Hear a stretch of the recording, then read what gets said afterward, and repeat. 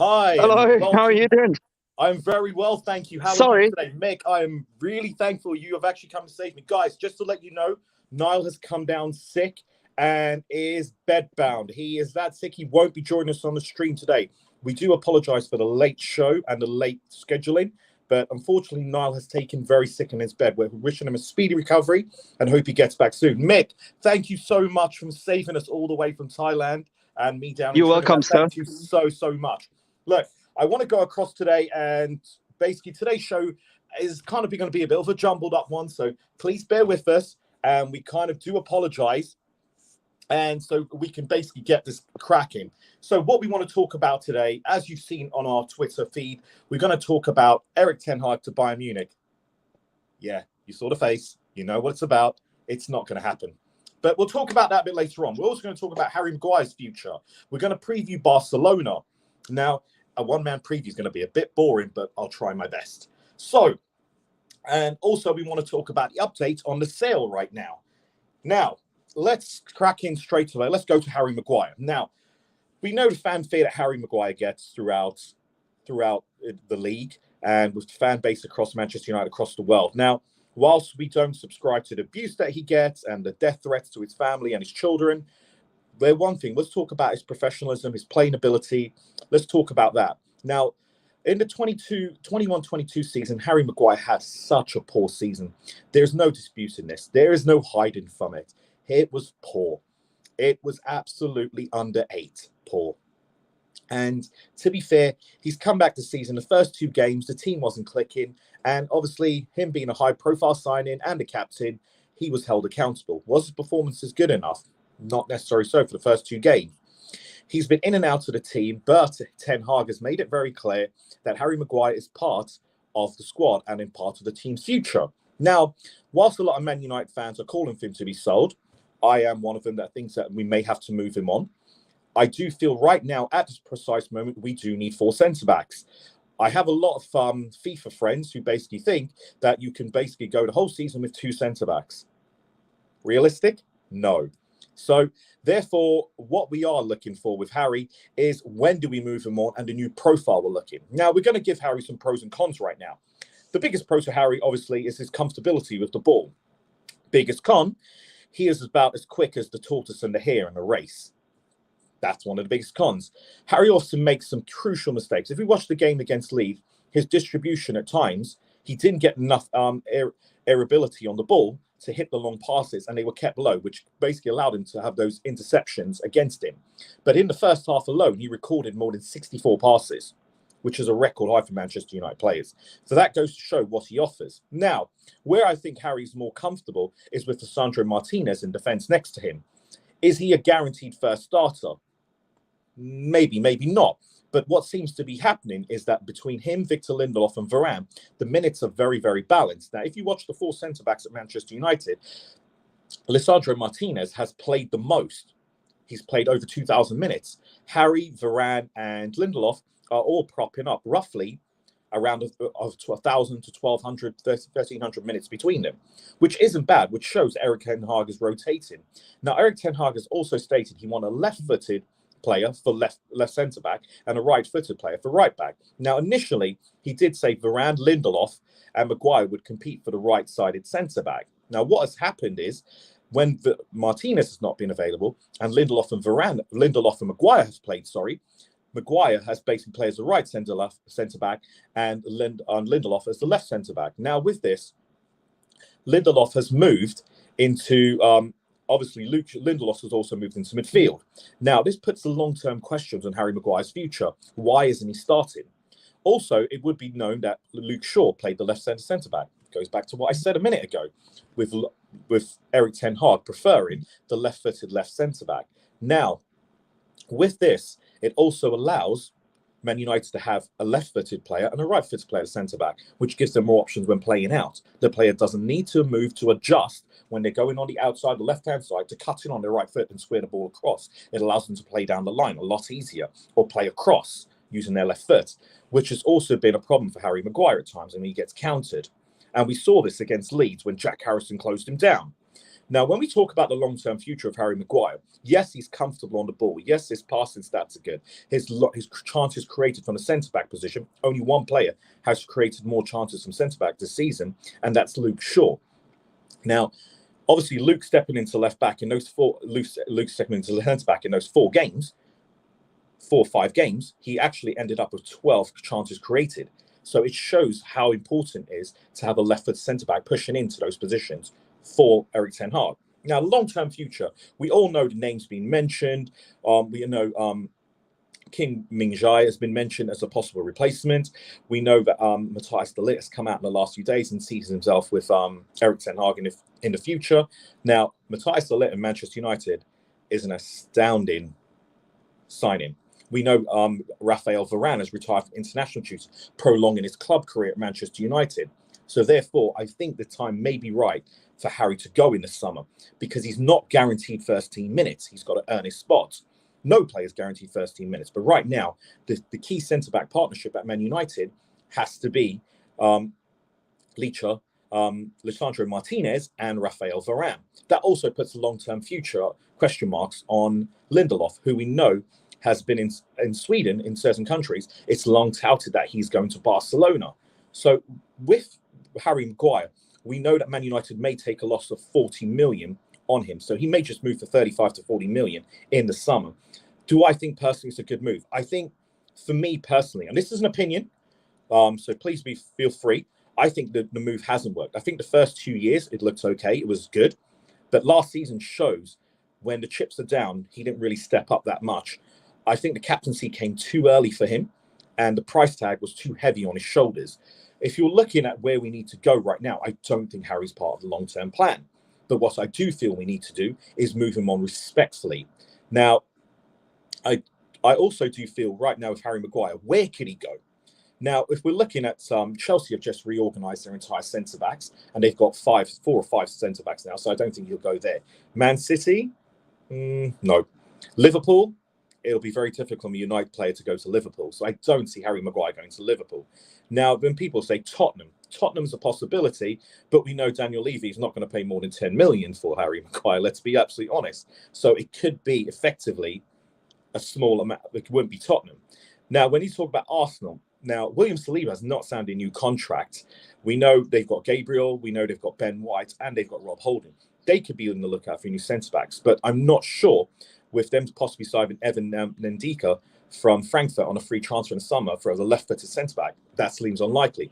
So where does that leave Harry Maguire? Well, we know he's had offers from abroad. For instance, Inter Milan came in for him in January on a loan deal, and he chose to stay and fight. We know Chelsea came in for him last summer, and he chose to stay. Now, where do I realistically see him? If it's the Premier League, I don't think he gets into the traditional top 6 clubs, bar Man United. So those 5 are out of the question. So you're looking at Everton, if they're still in the Premier League, West Ham, if they're still in the Premier League, and possibly, who else can we look at right now? Mid-table. It's a tough one for Harry. But one of the biggest problems is his wages. He has a huge amount of wages. He's on 200,000 plus. So it's not a cheap package. So he has to be looking abroad. I think, in my opinion, I think Italy would be a better move for him. Whether it's Inter Milan, they have to replace Milan Skriniar. And obviously, they're selling a couple of their centre-backs. So Inter Milan would make sense. Roma are moving Chris Smalling on. So he could look at Roma, in all honesty. And we know Jose Mourinho likes his profile. So that's actually not a bad signing. Now, I actually think Harry moves on in the summer, quietly. But until then, until the summer, whilst he's wearing a United shirt, in my opinion, just support him, hope he does well, and hope he doesn't make mistakes. But I do think we have to move him on in the summer. We have to start looking at a new centre-back who's comfortable on ball, can play football, progress the ball just the way he does, but with less complications, because the price tag and the captaincy is weighing too heavy on his shoulders, and he hasn't lived up to it. Now, let's get to the stupid rumour mill. Okay, there was a rumour circulating on Twitter that Erik ten Hag would actually be going to Bayern Munich for Julian Nagelsmann. Now, we know Nagelsmann has not been a fan favourite of the Bavarians because of the performances in the Champions League, and they expect more. But with that win over PSG, does anyone see him sacking Julian Nagelsmann, especially if they beat PSG? Can't see it happening. in all honesty. But Eric Ten Hag, 6 months in a job, you really think he's going to leave Manchester United 6 months into a job? I just can't see that happening. It's one of the worst rumours out there, and whoever wrote that rumour should be tarred and feathered, literally. So I want to squash that rumour, not waste more than a minute or two on it, but I want to say Eric Ten Hag's done an amazing job. The managers, we know the full fan base is behind the manager, and we hope he continues. Now, let's get to the sale. Now, we all hear the rumours coming out now, and they've been absolutely brilliant. We're looking at a Qatari bid. We know Saudi are in there. We know Sir Jim Ratcliffe is in there. My personal preferences is based upon is not based upon Sir Jim Ratcliffe, should I say. I'm going to repeat this because I may have stuttered. I am not supporting Sir Jim Ratcliffe bid. In my opinion, I would like to see Qatari coming because I want to see our debts cleared off and we're actually basically debt-free to actually build. Now, I do have a problem when people say, oh, Jim Ratcliffe's doing that. No, he's financing it through Goldman Sachs or JP Morgan, and someone's going to have to pay that. And where do you think that money's going to come from? Because that's the question nobody's asking. And I find that really weird. Now, if we are to believe Elon Musk was interested at 4.5 billion, so we'll have Twitter logos and Tesla logos all over the new Old Trafford when it's built. So I think that's brilliant, to be honest with you. But I want to touch about the Qatari bid, because we're fully aware that Qatar is very keen to get in sports. And they're not just looking at Manchester United. They're looking at sports franchises across the world, and they want to build. Now, it's not QSI. It's investors from QIA with the royal family's blessing that's going to be buying Manchester United. Now, for me, do I want investment to come in? Yes, I do want investment to come in. But I'm not looking to keep the Glazers. I want Manchester United to sell to the Qataris and investment come in to clear our debt. Now, just to give you an idea, our debt stands at 800 million on 2 loans. We owe 300 million plus on transfer fees still outstanding, and we're 150 million plus into our overdraft. We have less than 10 million left in liquid cash in our bank account. Now, to give you an idea, in 2019, we had 300 million. That tells you how much debt Manchester United's in. So we need someone to come in and clear that debt. Now, just to let you know, with new FFP rules coming in the summer, it would affect our transfer window because it's serviceable debt that they take in. It's income versus expenditure versus serviceable debt. Now, that would have a huge effect on Eric Ten Hag rebuilding this team as he's built brilliantly so far. So therefore, you would basically see some restraints if that debt is not cleared. So we need this wrapped up by the 31st of March, whoever comes in and clears that debt. Now, the only reason I don't want Sir Jim Ratcliffe to touch on this is because I have questions regarding taking a loan to clear a debt. You're doing the same thing the Glazers did. How did that work out? It's Manchester United paying for it. So, in my opinion, I would like to see someone come in and just clear the debt. Now, there isn't many updates right now. We know it's Wednesday, and we know Friday we're going to see the debt complete, the club, and everything talked about. Now, Friday is the deadline day for Manchester United for bidders to submit to the Rain Group in New York their bids for Manchester United or declare their interest. Now, we know Saudi Arabia is actually making a huge push on this. So is Qatar. And we know there's a lot of American investors are looking at it as well. Now, I know everyone has their preferences. I have mine. I want Qatar. I wouldn't be opposed to an American investor, especially if it happens to be Apple, for instance, or who are touted to be interested. So Apple money, yeah, they gross over 300 billion a year, just an FYI. So I think we're safe in their hands as well. We could rename Old Trafford I Trafford. So there's a lot of potential with a lot of these bids. So we could be called Tesla Old Trafford. So it's very, very interesting to see how this basically goes back to Manchester United in terms of how they develop on the sales bid. So it's literally watch this space. I know there's a lot of rumors floating around and stuff like that. By all means, read it. Educate yourself. Understand the difference between QIA and QSI. Understand that the investors are coming from QIA. It has nothing to do with QSI. Understand Sir Jim Ratcliffe's bid, what he's looking to do. Also, look at his track record at Nice to get a better understanding to see where our club would end up. Remember, as fans, we are the custodians of our club. And one of the key things about being custodians of our club is having a voice, having an opinion, and making sure it counts as that opinion and being heard for our club. Now, we've kept the pressure up on the Glazers, and I will say, whether it's the 15th, Wednesday the 15th of February, or the 17th, or the 24th, until they are gone, We still need to be protesting on the platforms against their sponsors. We still need to be Glazers out on all our tags on Instagram, Facebook, Twitter, on all social media. We have to put pressure out, because if it's believed that the rumors are true, they're looking to buy out their 4 siblings and just get an investment for Manchester United, which in my opinion is utter BS. It's a sales tactic. Jones effect, here today, gone tomorrow. Jones effect, everybody wants what their neighbor has. Let's just try to raise the price, make up interest from left, right, and centre, and raise the price and line their pockets. Fans, I implore you to push this as much as you can. Now, based upon the sales, obviously we're going to do a huge show on Friday regarding the sales. So don't worry, come Friday morning, same time, 1 o'clock in the afternoon, you'll be hearing from myself and Niall if he's back, and I hope he's getting some good bed rest. So it's I'm really happy if he's getting bed rest. We're going to give Niall basically some huge rest. I'll be sending him a care package, make sure he's well, so he's ready for Friday. Now, I'm going to bring in Mick because I know he wants to talk about the sale because he loves the sale. So, Mick, I want to hear what you have to say about the sale. Oh, I'm so super stressed, mate. The sales, to me, according to my opinion, of course, we have a soft deadline coming up on Friday. But I would just say I adhere to the process that Rainy Group has, in place. And the rest assured, the rest is just speculations. As there might be a linear process bid, but you might have been a Saudi bidder or Dubai bidder might have put a bid already in Dubai. That means that in December or November, but that doesn't mean that everyone needs to know about it, right? It's quite secret through the NDA agreements, right? So, but we know that the soft deadline set by the Rainy Group and the Glazers is on Friday, basically. So, whatever the noise we're hearing regarding Qatar and stuff like that, I've actually did a stream this morning that was a little bit corrupted due to bad internet, but where I actually deep dived that QSI and QIA or whatever it's called is actually owned by the same government sovereign fund. So it's not possible unless you start your own private entity company where you don't have any sort of involvement with the Sheikh Tahani and stuff like that. So we see how that will develop.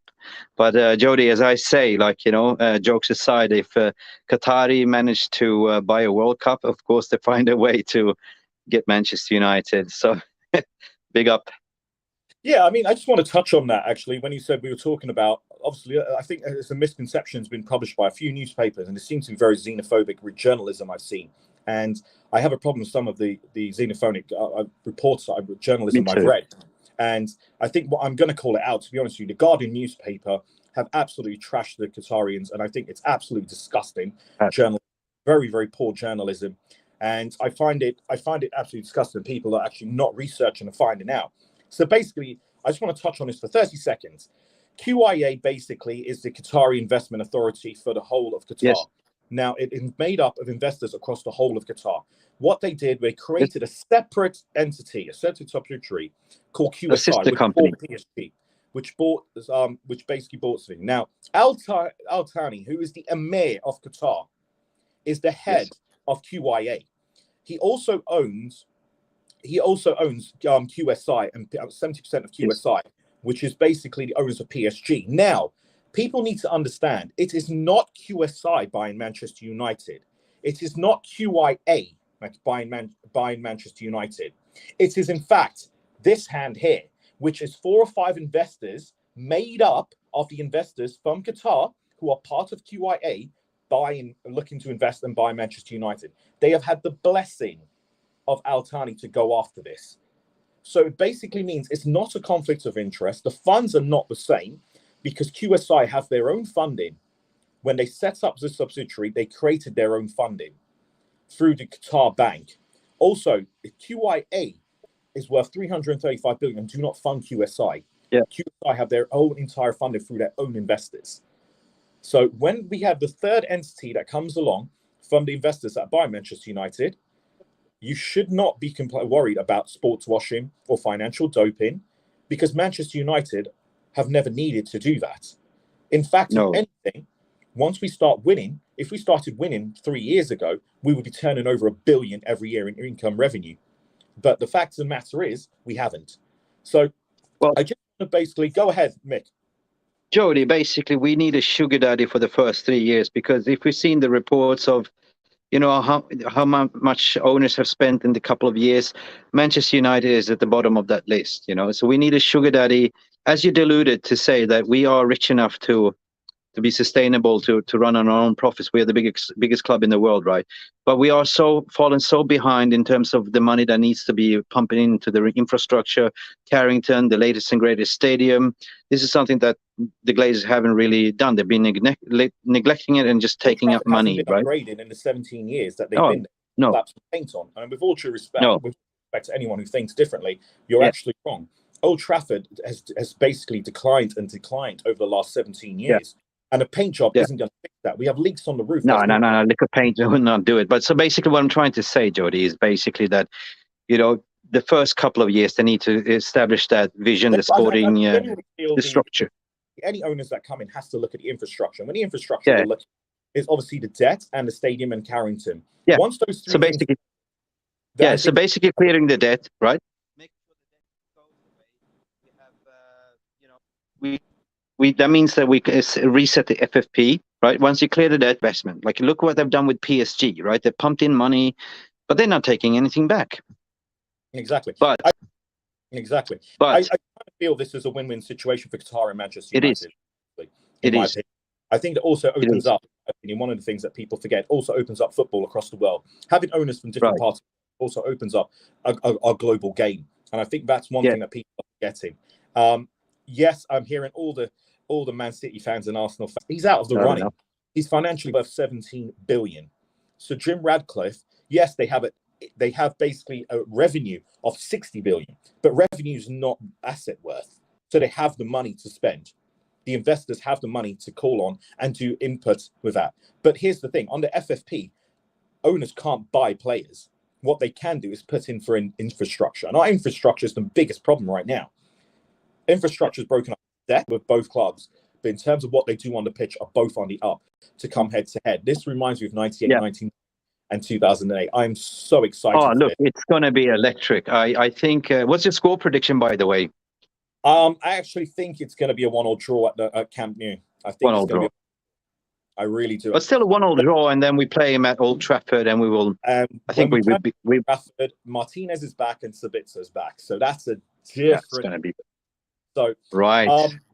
We didn't do much of a preview on Barcelona, breaking down the players and stuff like that. Obviously, because Niall isn't here, he's sick in bed, so we'll blame it on Niall today. But obviously, guys, please like, comments, drop us your thoughts on this. We'll pick up on this on Thursday on the review of the game on Friday. We'll pick up on this on Friday on the review on the game on Thursday. I want to thank Mick for bailing us out right now today. Obviously, we want to wish Niall speedy recovery. And guys, thank you so much for joining us. Please like, subscribe, and obviously follow us on Twitter.